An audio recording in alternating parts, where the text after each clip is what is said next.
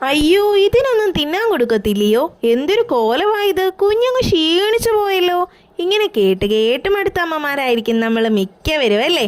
പോയി പണി നോക്കാൻ പറയുന്നേ. മക്കൾ നല്ല ആരോഗ്യത്തോടെ ഇരിക്കാൻ ഏറ്റവും കൂടുതൽ ശ്രദ്ധിക്കുന്നത് നമ്മൾ അമ്മമാരായിരിക്കും, ശരിയല്ലേ?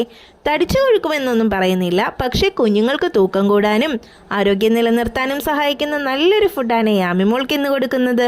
കുഞ്ഞുങ്ങളുടെ വളർച്ചയ്ക്ക് ആവശ്യമായ പ്രോട്ടീൻ, ഫൈബർ, വൈറ്റമിൻസ്, അയൺ ഇവയെല്ലാം അടങ്ങിയ ഒന്നാണ് തുവരപ്പരിപ്പ്.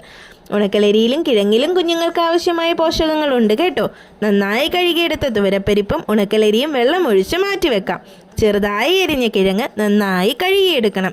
കുക്കറിലേക്ക് കഴുകി വെച്ച ഉണക്കലരിയും തുവരപ്പരിപ്പും കിഴങ്ങും ഒരു നുള്ളുപ്പും കൂടി ഇട്ട് കൊടുക്കാം. വേവാൻ ആവശ്യത്തിന് വെള്ളവും ഒഴിച്ച് ഒരല്ലി വെളുത്തുള്ളി കൂടി ചേർത്ത് കൊടുത്താൽ കുഞ്ഞുങ്ങൾക്ക് ഗ്യാസ് ഒന്നും കയറാതെ പെട്ടെന്ന് ദഹിക്കാൻ സഹായിക്കും. ഇതെല്ലാം കൂടി നന്നായിട്ട് വെന്ത ശേഷം ഒരു പാത്രത്തിലേക്ക് മാറ്റി ഇത്തിരി നെയ്യ് കൂടി ഒഴിച്ച് നന്നായി ഉടച്ചെടുക്കണം. ഇനി കുറേശ്ശെയായി കുഞ്ഞിന് കോരിക്കൊടുക്കാം.